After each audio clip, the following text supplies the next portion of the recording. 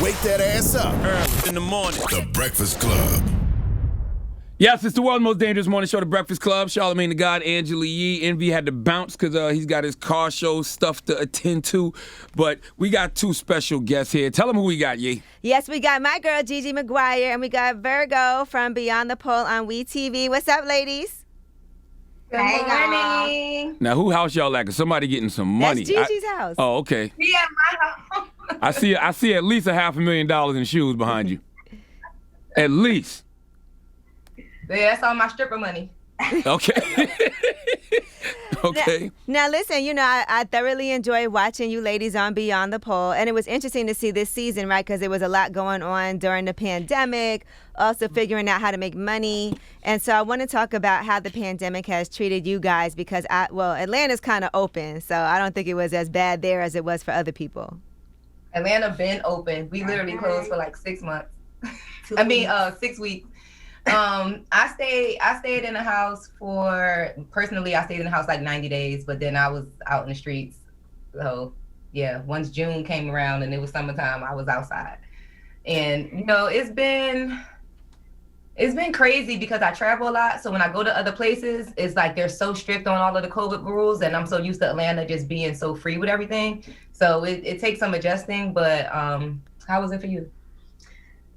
Well, for me, I own an essential business, which is an auto body shop. So I was always like working, like 24/7. You own an auto body shop? Yeah. Her and her husband. Wow. So, I'm not a stripper, y'all, to like getting my hands dirty and working on cars. What made you want to get into that hustle? Your husband? Yeah, it was his God-given talent. So when you leave something alone and then you got to go back to it because you keep coming back. So we started an auto body shop, and basically because I was not dancing anymore, I had to learn the business like in and out. And at the same time, my name was on it. So, when no BS gonna go through the door with me. So yeah, he taught me the ins and outs. I mean, being there every day, I learned it. So, What's the name of it? It's called Push Customs, but crazy enough, y'all, we just changed our whole lifestyle. So What's that mean? Change the whole lifestyle? We are Black RV owners. So we have a travel trailer, and we have just recently gutted a tour bus and turned it into an RV. Wow. So we live for ourselves now. Sorry, y'all, but appointment only on your car. You should be at Envy's car show this weekend. I know, and you know what? We actually have a mutual someone. The person that is actually wrapping cars live is one of our really, really, really good friends. So shout out to Lace by J5. Now, one of the themes that we did see on Beyond the Pole was returning to the strip club after not having been there for a while. When some of the women have retired, started their own businesses, but then had to return to the strip club. Have you guys ever had any experience with that? Well, not to give too many spoilers, but I put my shoes back on. Okay, if y'all know what that means. Throughout the season, towards the end of the season, you'll see it evolve that I definitely put my shoes back on, and it's for a great cause. So you guys will just have to tune in to see what goes down and how it goes down. But of course, I got my right hand. I don't know. Well, you probably know Angela, but Charlamagne, I don't know if you know exactly who Virgo is. Virgo was a part of the Snack Pack. Yeah, the Snack Pack was legendary at Magic City. Yeah, so when I was doing all the theatrical pole tricks and everything, this was my partner right here. She traveled with me and everything when we were features together, me, her, and another girl. So we team up for a one night only situation. Damn, it's coming up. Y'all still look like kids. That's right. So excited, I know. That's because we drink we our still water. Do the same, right? And we still do the same thing. Like, it was like 10 years all over again when she moved back. Like, we ain't miss a beat. Yeah. Now, how do y'all weigh in on the other drama that's happening on the show? Because you guys aren't as into that as some of the other ladies are. We see Lyric gets into it a lot with Yaya, with Dime, and seeing everything that's going on with them. Do you guys choose sides ever? Like, how, or do you feel like I'm gonna just stay out of it? Well, personally, I kind of felt in the middle of the Yaya and Lyric situation because in the first episode, I have the tea party and I invite them both over. And I know that they aren't speaking, but I invite them both over because I feel like if they're at my house and we're all dressed up and pretty and the atmosphere is set correctly, that maybe they'll be able to talk calmly like women and hash out their issue. But as you see, they get into, not really a fight, but they jump in each other's faces and it just goes left. And they actually aren't friends anymore. But I tried to bring them together just because I have a relationship with both of them. And I figured that maybe they can work themselves out. As far as the Dime situation is concerned, I actually don't like her. I don't think none of us really like her. She's a part of the first season. And her and Angel are the only two, I like to say, survivors of the first season. The rest of us, we're part of a whole new cast. And we all know Angel from our Magic City days. I actually started back in 2005 at Magic City with Angel. So we go way, way back even before I met Virgo. I think Dime personally, my personal opinion, I think she felt a little intimidated by the fact that she now is the outsider, but feels as though she should have seniority because she was a part of season 1. And she really just came like claws out, even from the Living Under Lockdown episode. She came at Virgo and said her husband was her pimp. Y'all love this lady. And just like all this crazy, like being nasty every time, leaving the chat, slamming her computer down when we were filming Zoom episodes. Yeah. And she just came so like bad energy and nasty towards all of us that, we don't really rock with her like that. So when it came to her and Lyric having their situation with her messing with Lyric's baby father, like, of course I'm on Team Lyric because, bitch, I don't like you anyway. So. That was an interesting situation though, right? She was accused of messing with Lyric's baby father, but Lyric seemed more mad at her than she was at her man. Yeah. I think it was a personal, like, y'all just had to be there. Yeah, I think it was a dig. Like, I think she took it personal because she knows Dime and because essentially we work together. So I think that she took it because clearly she says that he's cheated on her in the past and she knows that he deals with other women. But I think it was more personal because it was somebody that's in her friend circle. Right. Shouldn't that be more on him though? Still, like I think so, but yeah. Now, Virgo, where did that even come from? Why would she even say that? Angela, tell me. Like, that's what I was saying. See, when you talking like this and you doing this. She's from the West Side. Oh my God. That's what I'm saying, Angela. I am a real female. So I just feel like I would never, right? I just feel like I would never speak on anybody's anything that I don't know anything about. Like, I've never met this lady.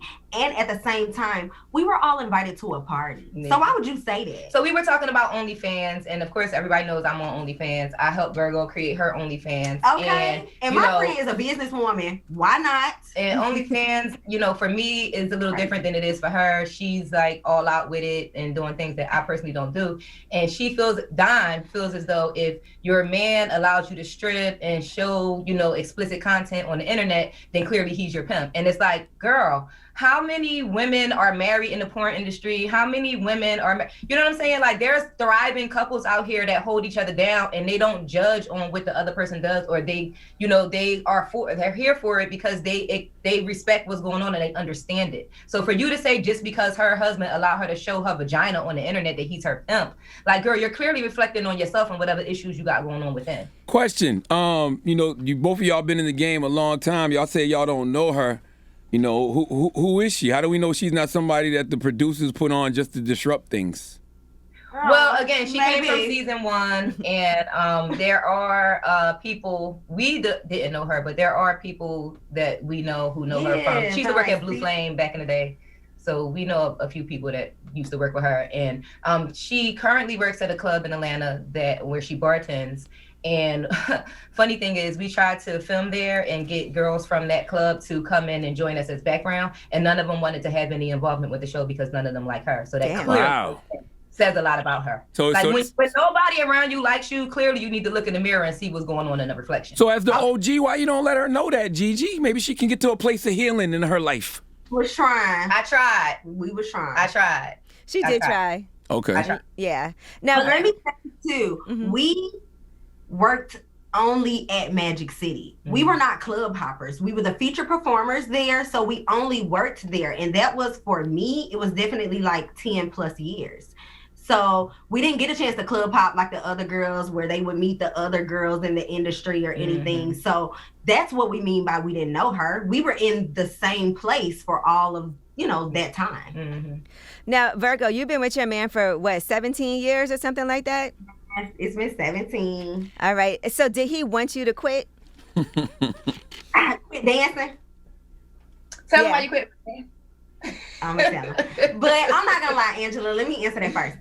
We did have the relationship talk, okay? Or the thing that everybody think like, he ain't gonna take me serious, or my man want me to quit. My man want me to stop dancing. But for us, it was always the bigger picture. And we probably didn't even know what that was, like we know now. But it was always the bigger picture. We knew that together we could, strive and benefit. And just going through the movements, it taught us like, we made it past that. So for real, that's kind of like why I'm on this show, because I want people to stop saying like, oh, he ain't gonna take me serious. I can't be in no relationship. I mean, we were together the whole time. So, I do want women and men to stop doing that and focus on the bigger picture of, it's just YouTube. She went from Starbucks to stripping and they still was together. But you still she quit. She quit because she got an actress job on P-Valley. That's right. Hey. Extra from P-Valley. She actually got her P-Valley hair right now because they're back in production. Okay. From P-Valley. And that's why she don't dance at Magic City no more. Okay, blow that horn, friend. Blow that horn, friend. Virgo, let me ask you a question. Do you remember your first date with your boo? Yes. It was some broke shit. Hell yeah, we was young as shit. I was still in high school, y'all. Like, it was so crazy. But go ahead. Did he pay for y'all first date? Did he what? Did he pay for y'all first date? Yeah. Okay. If you had went out with him on a first date and he didn't pay, how would you have felt? Because for real, I was so young. Like, shit. They were in high school. Right. We probably would have had to dine and dash because I ain't now that's down. She's down. I had no money, so he definitely had to have something. So yeah. I can tell you right now, if Gigi went on a first date with somebody and they didn't pay, that'd be it. Oh, friend, don't play that. Well, we was having a debate this morning because a brother in the room named Dramos, he said that on a first date, a woman shouldn't expect him to pay, and she should at least pump fake and act like she's reaching for her wallet to pay for the date.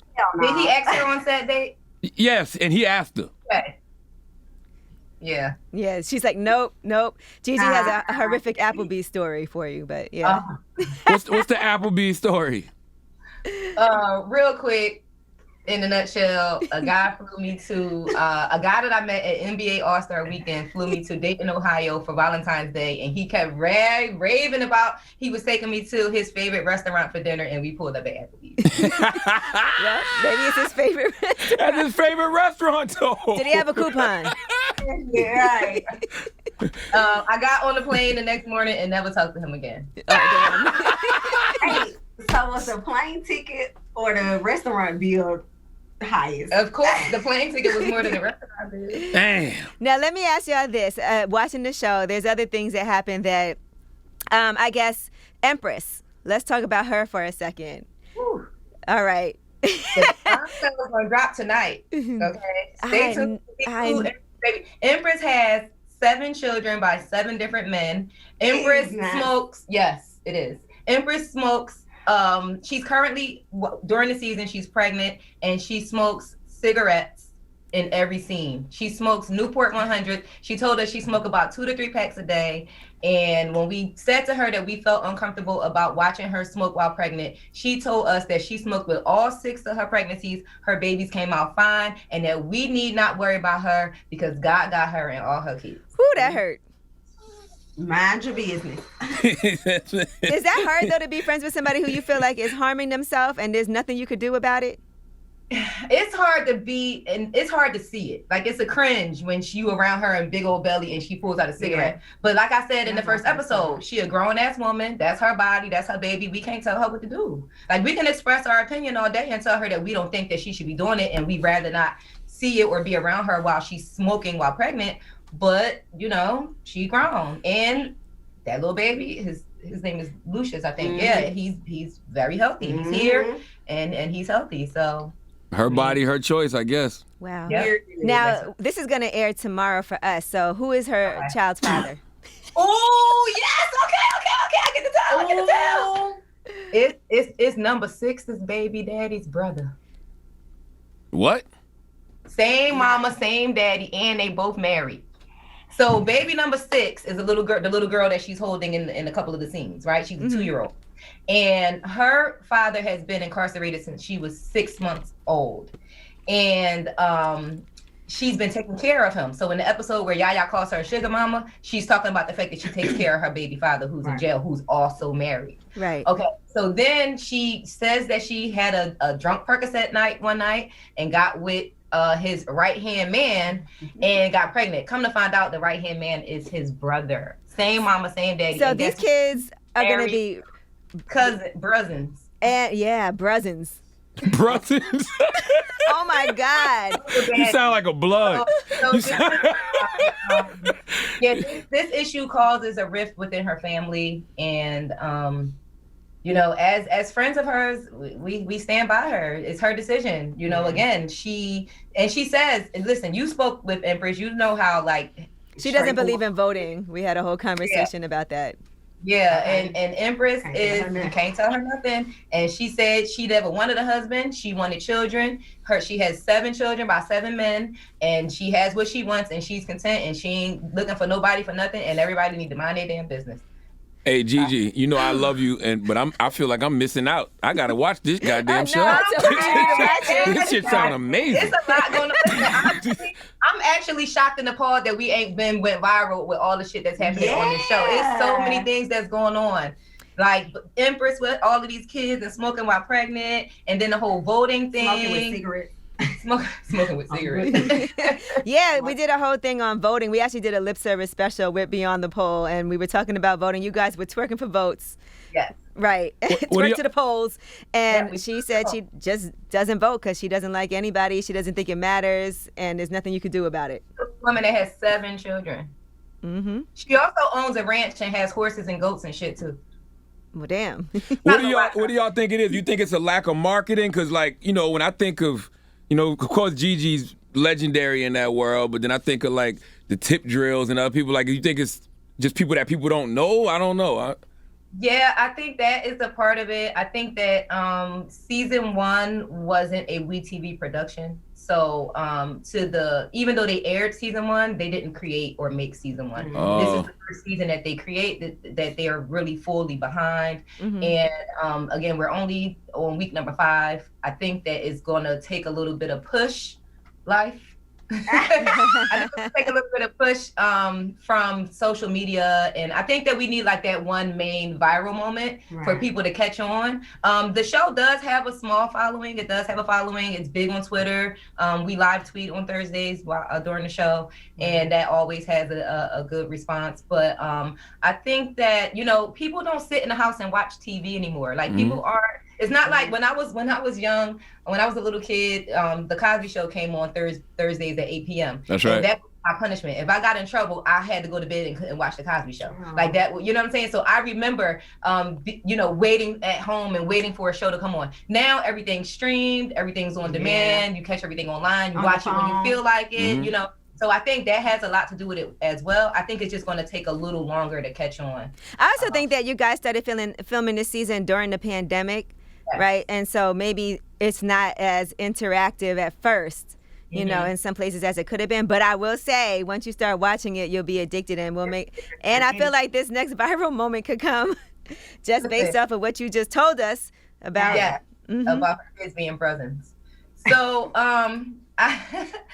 it's pretty cool. I think that with the whole pandemic, people are just, things changed. I think the whole world changed. It took a pause that I personally think was well needed, and there was a shift. And I think that we are now, as a human race, adjusting to the shift as things are opening back up and everybody's living their lives again. And I think that has a lot to do with it as well. And with the popularity of a show like P-Valley, I feel like Beyond the Poll is like the reality version Yeah, it really Right. Because clearly some of the characters in P-Valley, I know one of them, Gigi, was based off of you.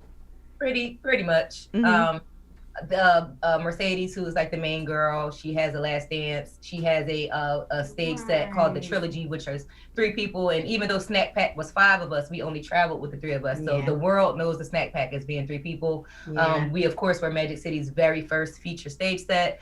So there's definitely a lot of similarities, even down to with Autumn Nights being hired from the Amateur Night Contest. That's my story as well. So I think it was not just the Mercedes character, but it was just a blend of my real strip career used as a muse for the show. Virgo, you remember your last dance?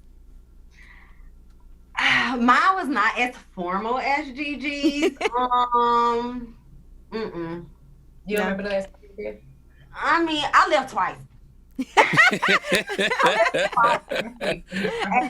Neither one of them was formal, okay? The first one, they was like, we no longer need your services, bye-bye. And then the second one was basically like, it's 3 of us that actually act on P-Valley that came from Magic City. Okay. So we were like, oh, you going to work? And we was like, yup, we going to work. But after we were filming for like 15 hours a day, and then they needed us every day, then we started getting lines. It was like, yeah, you're not going back.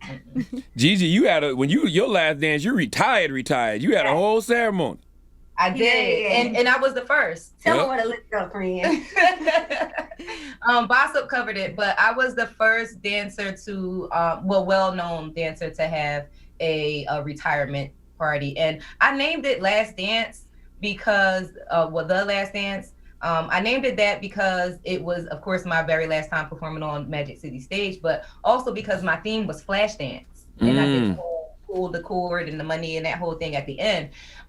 So Last Dance just kind of took on a life of its own after that. You have dancers like what's this girl from Love and Hip Hop, Dime Piece, and you have a few, like, I still to this day I can be scrolling on the Explore page and I'll see a flyer for a stripper having the Last Dance. Like, and it wasn't even something that I thought was gonna be a thing when I named it that. I just was always big on themes when I had parties. Like, remember all of my birthday parties was big themed out. You've been to a few. So like, I was just big on themes at the time when it came to my parties, and that's how Last Dance was created. And Michael Jordan stole your whole fucking flow. You did it first, Gigi. Gigi, were you really ready to leave at that time when you did your last dance? Now that you look, I wasn't ready, honestly. And I talk about this on Beyond the Pole as well. It definitely comes up. I was, well invested into my relationship, and I was googly-eyed and in love. And he let me know that he had issues with it throughout a period of time. And I speak about this on the show because, of course, it comes up, but it's like, there's a different culture in Atlanta when it comes to strip, in the South in general, when it comes to strip. We are held on a pedestal. Like, there's a food chain and we're at the top of it, right under the athletes and the rappers. There then comes the strippers. Yeah, and in New York and in the northern states, it's just not the same. They view strip a whole different way. So that was the underlying issue, besides his insecurities, was the underlying issue to where he felt like he didn't want his woman to be a dancer.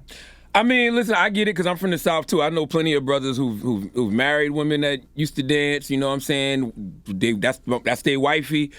But did you see where he was coming from a little bit, Gigi? Oh, absolutely. Which is why I did it. Yeah, I saw where he was coming from, and I was really, like I said, invested into my relationship. I was here for the relationship, so I definitely chose the relationship over dancing. I actually, a lot of people don't know this either, but I chose the relationship over Love and Hip Hop as well. The very first season of Love and Hip Hop, I was asked to be a B role member and come on the show as like K. Michelle's Arian. And he told me, if you do that, we will no longer have a relationship. And this was just 2 years into our relationship. So this was even before he had me quit dancing. No, it was actually after. We were 3 years into our relationship, excuse me. And it was after I quit because I remember saying that I really only want to do the show to promote my business. I had just opened my pole dance studio. And he said, you got to find another way to promote your business because you're not doing Love and Hip Hop. And I didn't do it. At that pole studio. So when a man does ask that, does he have to he has to financially supplement you, right?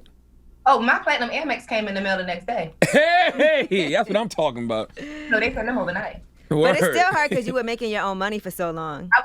I was, and if I can say that I regret any part of the whole situation, I regret that I didn't have a full-fledged plan in play. I regret that I kind of let go of my business where Virgo was my GM, and I basically just allowed him to take control of my life. And in hindsight, looking back, I wish that I would have been stronger in that moment and put my foot down and maybe sat down with him and created a plan of execution and not just go ahead and quit the next day with no plan. Because again, as my friend, you know that was something that was held over my head a long time during our relationship, was the money. The fact that he was taking care of me and providing for me and my child and doing everything for me, that became an issue in our relationship down the line. Well, I love that you and Virgo throughout all of this are still friends. And I know it's scary sometimes to be on reality TV. Are we going to still be friends? So you guys got to make sure y'all stay strong and don't have no issues. We ain't them. Some other friendships might be tested if they are tried and true. You know, you can't build anything strong on a weak foundation. But this right here, we ain't got to worry about that. What's the biggest misconception about dancers in the strip club business that y'all think Beyond the Pole is clearing up?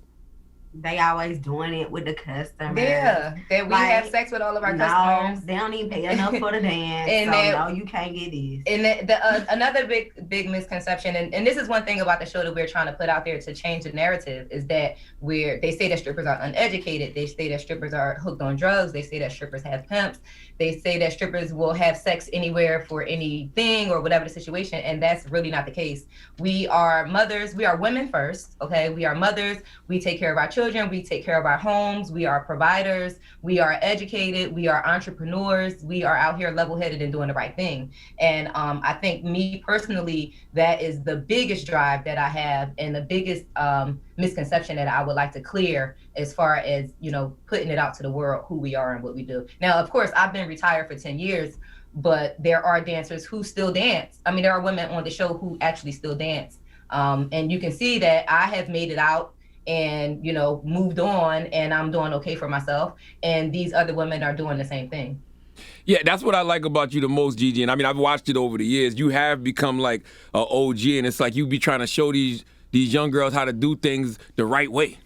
Yeah, it's like I made these mistakes, and I am just the type of person that if I can help in any case, I will. You know, if I can give you some advice, if I can tell you, you know, right from wrong, based off my experiences, then I'm definitely here for that. I currently, you know, my daughter, she is 24 years old. I currently have my 23-year-old niece living with me. She's here in Atlanta, and she works at Club Cheetah. And when she told me that she wanted to dance right after the pandemic and things were opening up back in Philly, Jersey area, she's like, well, I think I'm gonna go dance in Jersey. And I'm like, no, you don't. If you're gonna dance, you're gonna come to Atlanta, live with me, and we're gonna get you in one of these good clubs, and I'm gonna mentor you on your way through. And I must say, Yaya Banks and Ivy is doing very well these days, and I'm proud of that. Well, ladies, it's so good to hear from you, and I'm sure we'll be checking in more. Obviously, y'all know Gigi is on Lip Service as well from the very beginning, right?